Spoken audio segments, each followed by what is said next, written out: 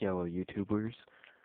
Welcome to the third part of the second episode of the Nicky YouTube podcast. And in the last episode, I said that that was the second episode of the first episode, or the second part of the first episode of the Nicky YouTube podcast. I apologize for that. And the last part, the last video we uploaded, scroll down a little bit, or if you're on my channel or whatever. It was, in fact, the second part of the second episode, not the second part of the first episode. You'll see it in the podcast, the video name, that it is, in fact, the second part of the second episode. It was just a botch, a mispronunciation on my part, and I apologize for that. So, the video I uploaded before this was the second part of the second episode of the Nicky YouTube podcast, and this is the third part of the second episode of the Nicky YouTube podcast. We were just talking about King Mo, Bjorn Rebney, and Quentin Jackson. Bjorn, I can't say that he left the company he founded, Bellator, because of the King Mo situation, but he's gone now. King Mo, he's happy that he's gone. I believe both of them were in a little bit of the wrong here. I believe King Mo shouldn't have said that. I mean, we all make mistakes. I've had conversations with King Mo on Twitter. He seems like a cool guy to hang out with.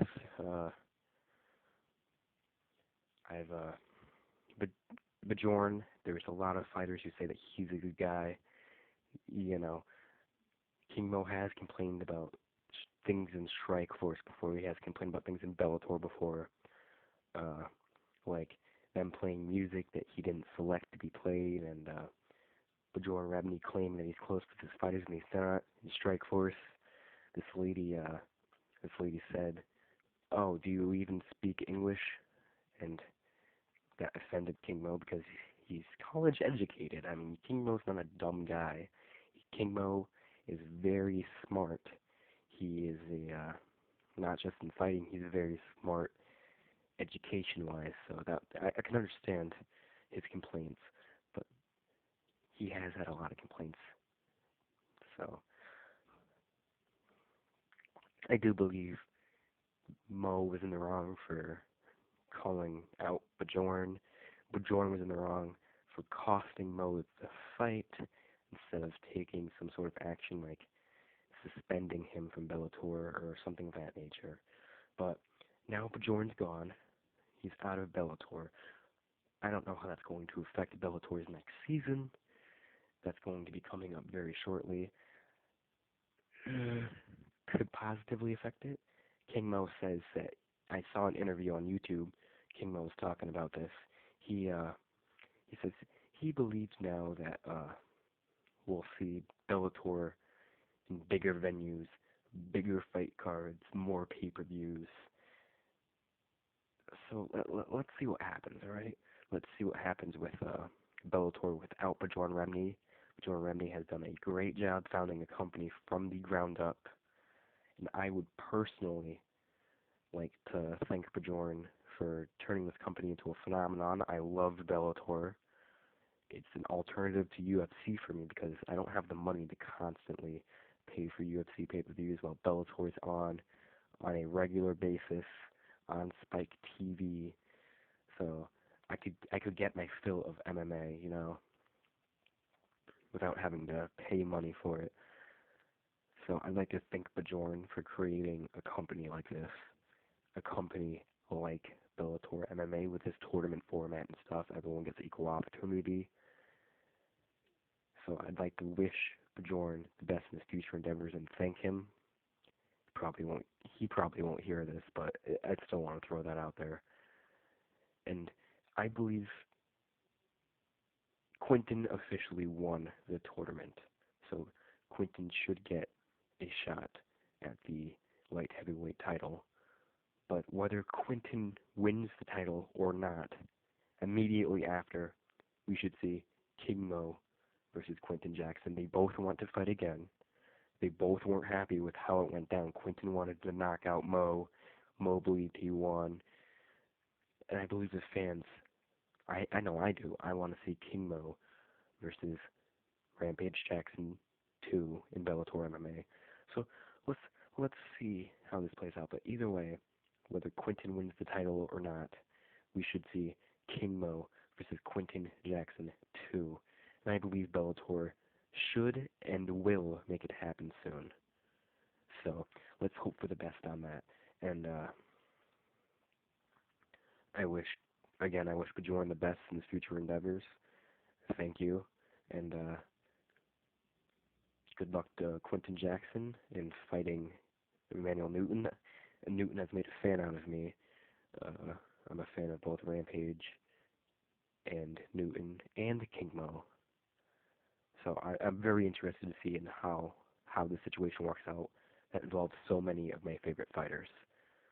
And speaking of favorites, The Miz, Mike The Miz Mizanin used to be my favorite wrestler back when I first started watching it in 2010.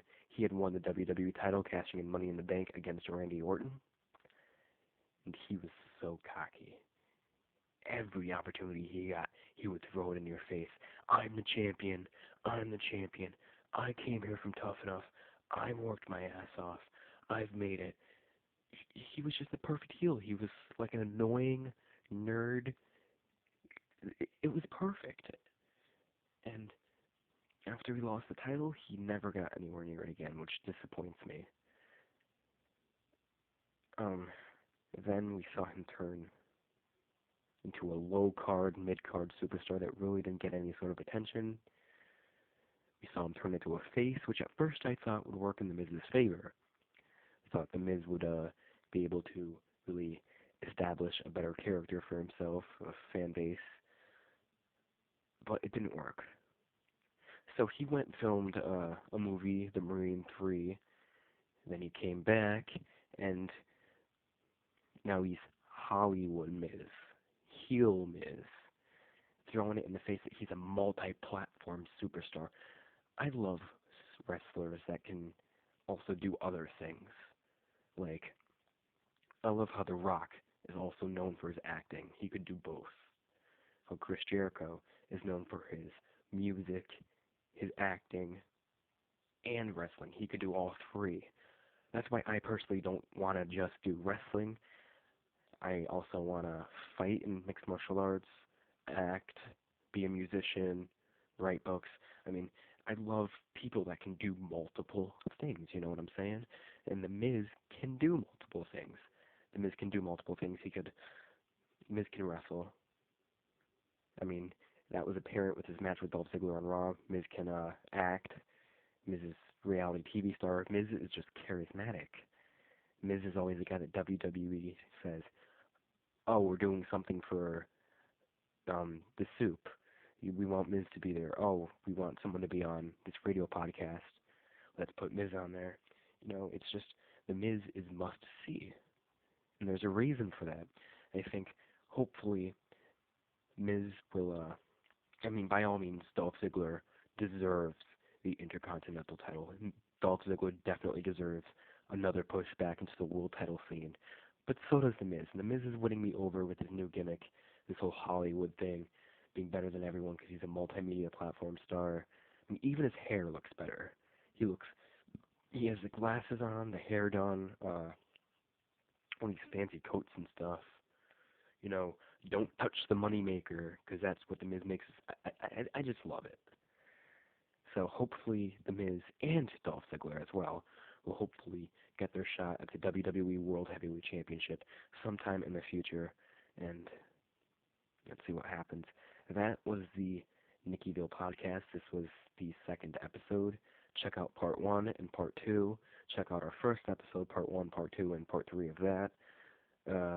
Follow us on Twitter at The Veil Podcast. And thank you all for watching.